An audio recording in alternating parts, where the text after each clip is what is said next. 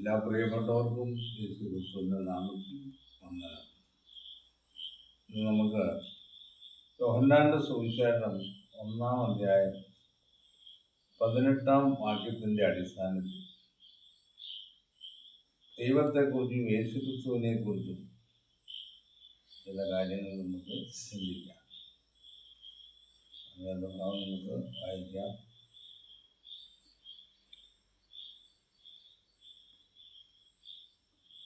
യോഹന്നാന്റെ സുവിശേഷം 1-ന്റെ 18-ാം വാക്യം. ദൈവത്തെ ആരും ഒരു നാളും കണ്ടിട്ടില്ല. പിതാവിന്റെ മടിയിൽ ഇരിക്കുന്ന ഏകജാതനായ പുത്രൻ അവനെ വെളിപ്പെടുത്തിയിരിക്കുന്നു. ദൈവത്തെ ആരും ഒരു നാളും കണ്ടിട്ടില്ല. പിതാവിന്റെ മടിയിലിരിക്കുന്ന ഏകജാതനായ പുത്രൻ അവനെ വെളിപ്പെടുത്തിയിരിക്കുന്നു. അതിൻ്റെ അർത്ഥം, യേശുക്രിസ്തു ഒന്നാമത് വരുന്നതിന് മുമ്പ് ദൈവത്തെക്കുറിച്ച് വ്യക്തമായ ഒരു അറിവ് മനുഷ്യന് ലഭിച്ചിട്ടില്ല എന്നുള്ളത്. ഇവിടെ ദൈവം എന്ന് പ്രയോഗിച്ചിരിക്കുന്ന ആ പദത്തിന് പകരം ചേർക്കേണ്ട പദം യഹോവയെ ആരും ഒരു നാളും കണ്ടിട്ടില്ല എന്ന് തന്നെ വേണം. അപ്പോൾ മാത്രമേ യഹോവ ആരാണ്, യേശുക്രിസ്തു ആരാണ് എന്നുള്ള ആ വിഷയത്തെക്കുറിച്ച് വ്യക്തമായ ഒരു അറിവ് നമുക്കുണ്ടാകുവാൻ സാധിക്കുക. അപ്പോൾ യഹോവയെ ആരും ഒരു നാളും കണ്ടിട്ടില്ല, അറിഞ്ഞിട്ടില്ല. യഹോവയുടെ മടിയിലിരിക്കുന്ന ഏകജാതനായ പുത്രൻ അവനെ വെളിപ്പെടുത്തിയിരിക്കുന്നു. അപ്പോൾ യേശുക്രിസ്തുവിൻ്റെ ഒന്നാമത്തെ വരവിന് 2 ഉദ്ദേശങ്ങളാണ് പ്രത്യേകമായിട്ട് ഉള്ളത്. ഒന്ന്, യഹോവയെക്കുറിച്ചുള്ള അറിവ് മനുഷ്യലോകത്തിന് നൽകുക എന്നുള്ളതും, രണ്ടാമത് മനുഷ്യ രാശിക്ക് വേണ്ടി ഒരു മറുവിലയാഗമായി തീരുക എന്നുള്ളതുമാണ്. യോഹന്നാൻ അപ്പോസ്തലന്റെ ലേഖനത്തിലും ഈ കാര്യങ്ങൾ വളരെ വ്യക്തമാക്കും. ദൈവപുത്രൻ വന്നു എന്നും സത്യദൈവത്തെ അറിയുവാൻ നമുക്ക് വിവേകം തന്നു എന്നും നാം അറിയുന്നു. അപ്പോൾ ദൈവപുത്രൻ വന്നതിൻ്റെ ഒരു ഉദ്ദേശം സത്യദൈവത്തെ അറിയുവാനുള്ള ആ വിവേകം, ആ തിരിച്ചറിവ് നമുക്ക് നൽകുന്നതിന് വേണ്ടി. ഇന്ന് ക്രൈസ്തവ മേഖലയിൽ പല മതവിഭാഗങ്ങൾ ക്രിസ്തീയ വിശ്വാസത്തിൻ്റെ അടിസ്ഥാനത്തിൽ ഉണ്ടെങ്കിലും യഥാർത്ഥത്തിൽ പിതാവായ ദൈവത്തിൻ്റെ ആസ്തിക്യത്തെക്കുറിച്ചും യേശുക്രിസ്തുവിൻ്റെ ആസ്തിക്യത്തെക്കുറിച്ചും വ്യക്തമായ ഒരു പരിജ്ഞാനം ഇല്ല എന്നുള്ളത് തന്നെയാണ് നമുക്ക് മനസ്സിലാക്കുവാൻ കഴിയും. അപ്പോസ്തലൻ പറയുന്ന മറ്റൊരു വാക്യം, പിതാവിനെയും പുത്രനെയും തിരിച്ചറിയുന്നത് തന്നെ നിത്യജീവൻ. മനുഷ്യരാശിയെ സംബന്ധിച്ച് ഏറ്റവും പ്രധാനപ്പെട്ട വിഷയം ജീവൻ എന്നുള്ളതാണ്. ആദാമ്യ പാപത്തിൻ്റെ ഫലമായി എന്നേക്കും ജീവിക്കുവാനുള്ള അവകാശം നഷ്ടപ്പെട്ട മനുഷ്യരാശിക്ക് യേശുക്രിസ്തുവിലുള്ള വിശ്വാസം വഴി ജീവൻ തിരിച്ചു നൽകുക എന്നുള്ള പദ്ധതിയാണ് ദൈവം നൽകിയിരിക്കുന്നത്. അപ്പോൾ ഈ തിരിച്ചറിവ് ഉണ്ടായിരിക്കും. പിതാവായ ദൈവമാണോ, ദൈവത്തിൻ്റെ പുത്രനായ യേശുക്രിസ്തുവാണോ ക്രൂശിൽ മരിച്ചത് എന്നുള്ള കാര്യത്തിൽ വ്യക്തമായ അറിവ് നമുക്കുണ്ടാകേണ്ടത് ആവശ്യമാണ്. അതാണ് രക്ഷയുടെ ഒന്നാമത്തെ അടിസ്ഥാനം. അപ്പോൾ പിതാവിനെയും പുത്രനെയും തിരിച്ചറിയുക. അപ്പോൾ ഈ ക്രിസ്തുവിൻ്റെ ബലിമരണത്തിന് മുൻപ് പഴയ നിയമ കാലങ്ങളിൽ ദൈവത്തിൽ വിശ്വാസം അർപ്പിച്ച പഴയ നിയമ വിശുദ്ധന്മാർക്ക് ആർക്കും യേശുക്രിസ്തുവിനെ കുറിച്ച് ഒരു വ്യക്തമായ അറിവില്ലായിരുന്നു എന്ന് നമുക്ക് മനസ്സിലാക്കാം. പഴയ നിയമ വിശുദ്ധന്മാർക്ക് ദൈവത്തെക്കുറിച്ച് ഒരു സാമാന്യമായ അറിവ് മാത്രമേ ഉണ്ടായി. ഇപ്പോൾ പഴയ നിയമത്തിൽ പിതാവായ ദൈവവും പുതിയ നിയമത്തിൽ അവൻ്റെ പുത്രനായ യേശുക്രിസ്തുവുമാണ് കൂടുതൽ വെളിപ്പെടുന്നതെന്ന്. അപ്പോൾ ദൈവം എന്നുള്ള ആ സാമാന്യ നാമത്തിൻ്റെ അർത്ഥം എന്താണെന്ന് മനസ്സിലാക്കേണ്ടത് ആവശ്യമാണ്. അതൊരു സാമാന്യ പദമാണ്. ശക്തിയുള്ള ആരെയും ദൈവമെന്ന് വിളിക്കാം. ഫറവോന്റെ അടുക്കിലേക്ക് മോശയെ അയക്കുമ്പോൾ യഹോവ തന്നെ പറയുന്നു, ഞാൻ നിന്നെ ഫറവോന് ദൈവമാക്കി, ഞാൻ നിന്നെ അഹരോന് ദൈവമാക്കിയിരിക്കുന്നു എന്ന് പറയും. അപ്പോൾ യഥാർത്ഥത്തിൽ മോശയാണോ ദൈവം?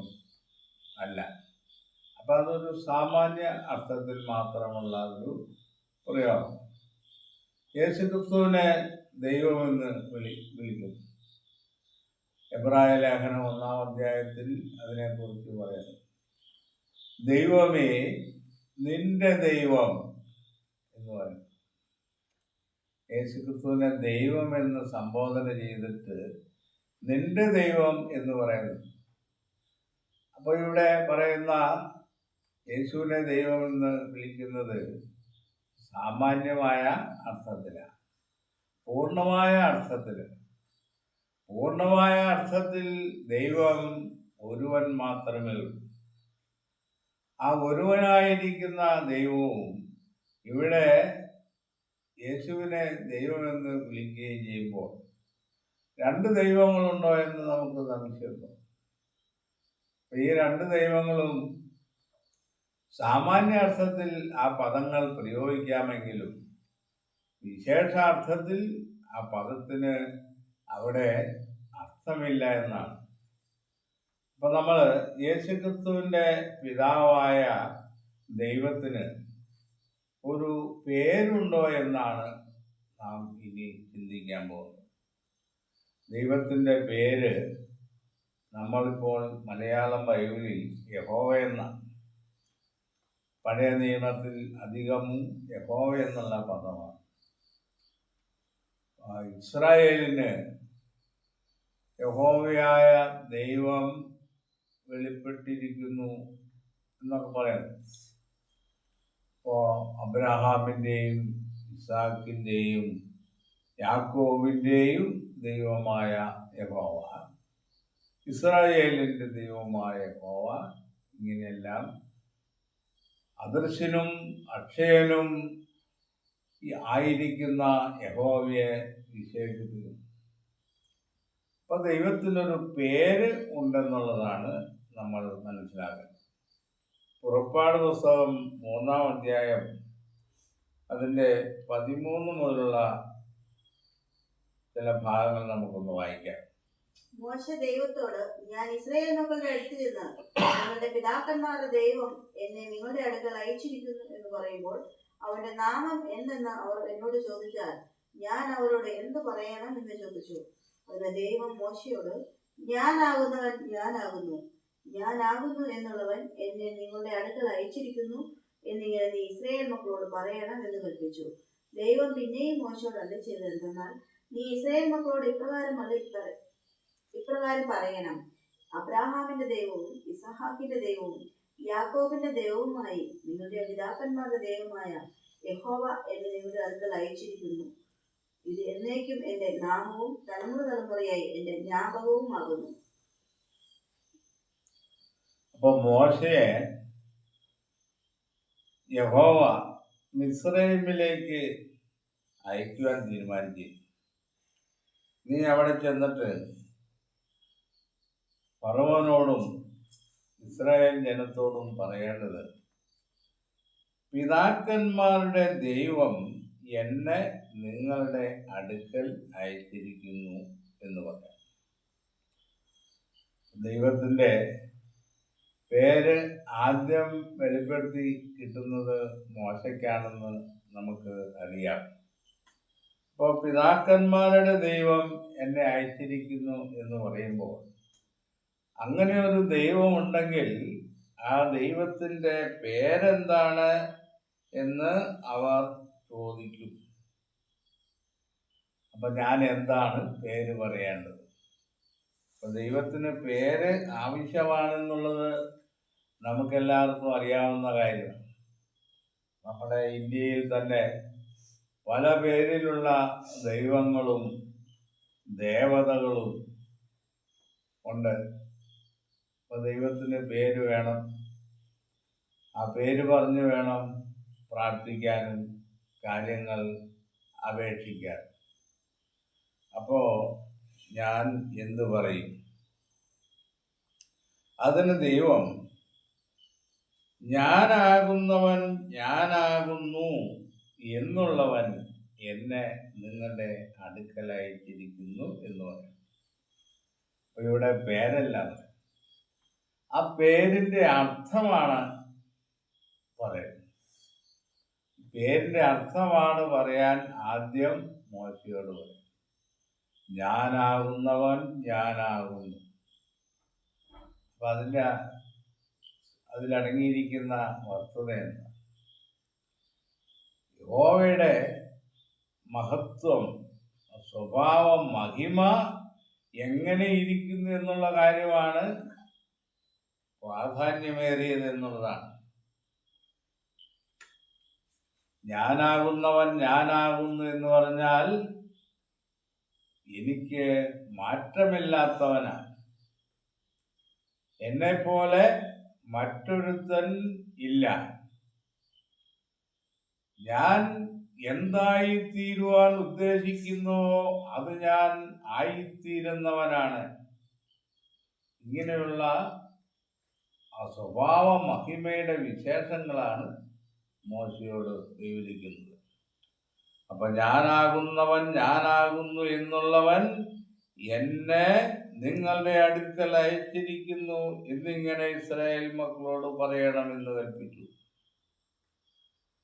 ദൈവം പിന്നെയും മോശയോട് അരുളി ചെയ്തത് എന്തെന്നാൽ, നീ ഇസ്രായേൽ മക്കളോട് ഇപ്രകാരം പറയണം, അബ്രഹാമിന്റെ ദൈവവും ഇസാക്കിന്റെ ദൈവവും യാക്കോബിന്റെ ദൈവവുമായി നിങ്ങളുടെ പിതാക്കന്മാരുടെ ദൈവമായ യഹോവ എന്നെ നിങ്ങളുടെ അടുക്കൽ അയച്ചിരിക്കുന്നു. ഇവിടെ ആ പേരിൻ്റെ വിശേഷതയെക്കുറിച്ച് പറഞ്ഞതിന് ശേഷം അത് ഉൾക്കൊള്ളുന്ന പേരാണ് വിളിച്ചത്. യഹോവ എന്നെ നിങ്ങളുടെ അടുക്കൽ അയച്ചിരിക്കുന്നു. അപ്പൊ ദൈവം തന്നെത്താൻ തൻ്റെ പേര് മോശയ്ക്ക് വെളിപ്പെടുത്തി കൊടുക്കുകയാണ്.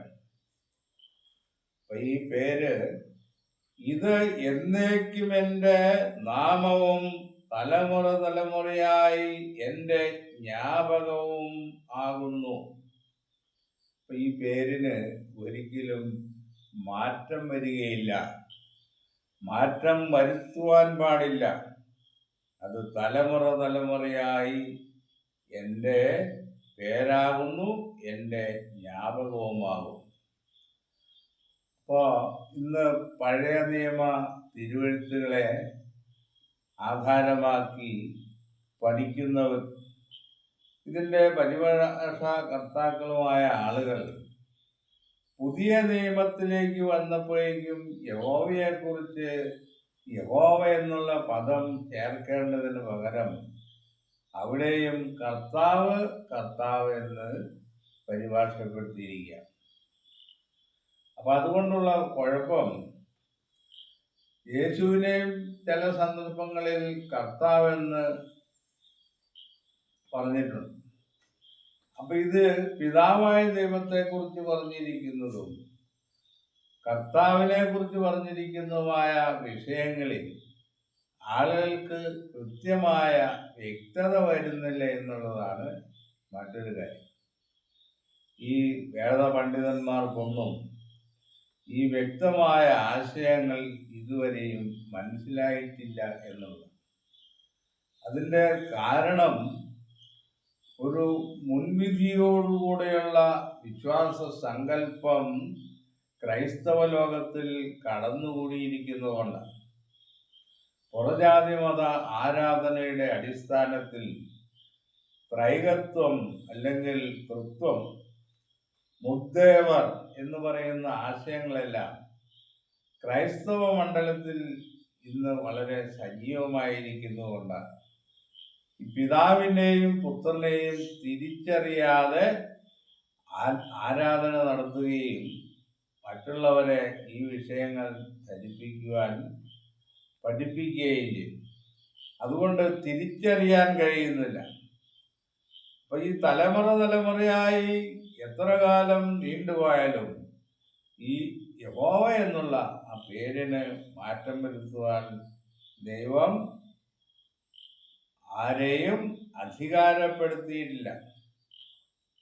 അപ്പൊ പിതാക്കന്മാരുടെ ദൈവമായ യഹോവ എനിക്ക് പ്രത്യക്ഷനായി കൽപ്പിച്ചത് എന്നാണ് മോശം പറയുന്നത്. അപ്പൊ ഇവിടെ യഹോവ എന്നുള്ള നാമം മോശയ്ക്കാണ് ആദ്യമായി വെളിപ്പെടുത്തി കിട്ടുന്നത്. അബ്രാഹാമിനോ ഇസാക്കിനോ യാക്കോബിനോ ഒന്നും ഈ പേര് വെളിപ്പെടുത്തി കൊടുത്തില്ലെന്നാണ്. അപ്പൊ ഇതിൻ്റെ പിന്നിൽ വലിയ ഒരു ഉദ്ദേശമുണ്ട്.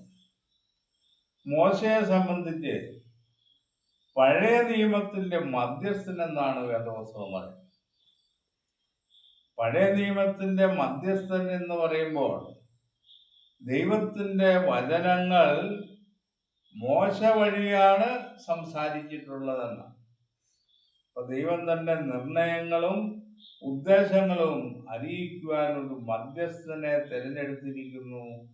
അത് മോശയാണെന്ന്. പുതിയ നിയമത്തിൽ നമ്മൾ വരുമ്പോൾ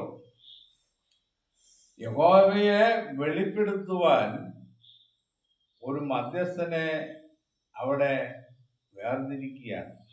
ആ മധ്യസ്ഥൻ മറ്റാരുമല്ല, ദൈവത്തിൻ്റെ പുത്രനായ യേശുക്രിസ്തു തന്നെയാണ്. ഇത് മനസ്സിലാക്കിക്കൊണ്ടാണ് അപ്പസ്തോലനായ യോഹന്നാൻ ദൈവത്തെ ആരും ഒരു നാളും കണ്ടിട്ടില്ല, അവൻ്റെ മടിയിലിരിക്കുന്ന ഏകജാതനായ പുത്രൻ അവനെ വെളിപ്പെടുത്തിയിരിക്കുന്നു എന്ന് പറഞ്ഞു. അപ്പോൾ ദൈവം പഴയ നിയമകാലത്തായാലും പുതിയ നിയമകാലത്തായാലും എന്നും എന്നേക്കും അദൃശ്യനായിരിക്കുന്നതാണ്. അപ്പം അദൃശ്യനായ ദൈവം അന്ന് മോശയിൽ കൂടി സംസാരിച്ചു, മോശയിൽ കൂടി പ്രവർത്തിച്ചു. പുതിയ നിയമകാലത്ത് അദൃശ്യനായ ദൈവം യേശുക്രിസ്തുവിൽ കൂടി സംസാരിക്കുകയും യേശുക്രിസ്തുവിൽ കൂടി പ്രവർത്തിക്കുകയും ചെയ്യും. അപ്പം അതിൻ്റെ അർത്ഥം എന്താണ്? ദൈവത്തെ ആർക്കും ഒരു നാളും കാണുവാൻ കഴിയുന്നവൻ അല്ല എന്നുള്ളത്. മോശയോട് തന്നെ ദൈവം പറയുന്നുണ്ട്, എന്നെ കണ്ടാൽ ഒരു മനുഷ്യനും ജീവിച്ചിരിക്കുകയില്ല. ശലോമോൻ പറയുന്നത് യഹോവ കൂരിരുളിൽ വസിക്കുന്ന എന്നാണ്. കൂരിരുളിലുള്ള ഒരു വസ്തുവിനെ നമ്മുടെ ജഡിക കണ്ണുകൊണ്ട് ഒരിക്കലും കാണുവാൻ സാധ്യമല്ല. അപ്പം അതിൻ്റെ അർത്ഥം ദൈവം അദൃശ്യനായിരിക്കുന്നതാണ്. അപ്പൊ എങ്ങനെയാണ് ദൈവത്തെ വെളിപ്പെടുത്തിയിരിക്കുന്നത്? ദൈവം യേശുക്രിസ്തുവിൽ കൂടി ഈ ഭൂമിയിൽ ചെയ്യുവാനിരിക്കുന്ന കാര്യങ്ങളെക്കുറിച്ച് മനുഷ്യരാശിക്ക് അറിവ് നൽകിയെന്നാണ്. അപ്പം അതിൻ്റെ അർത്ഥം ദൈവത്തിൻ്റെ പ്രവൃത്തികളാൽ അവൻ്റെ ജ്ഞാനത്തെ അറിയുക വഴി മാനസികമായ ദൃഷ്ടി കൊണ്ടും ജ്ഞാനം കൊണ്ടും മാത്രമേ ദൈവത്തെ കാണുവാൻ കഴിയുകയുള്ളൂ എന്നുള്ളതാണ്. ഇന്ന് യഹോവ എന്നുള്ള ഈ പേര് ഏറ്റുപറയുവാൻ ക്രൈസ്തവ മണ്ഡലം ഇന്നും മടിച്ചുകൊണ്ടിരിക്കുകയാണ്. ഈ പേര് അനാദികാലം എന്നേക്കും നിലനിൽക്കേണ്ടതാണ് എന്നുള്ള വലിയ ആശയമാണ് ഈ ഹോരേബിൽ മോശയോട് യഹോവ സംസാരിക്കുന്നത്. ഈ വിഷയത്തെക്കുറിച്ച് ഇത്രയും പറഞ്ഞ് അവസാനിക്കും.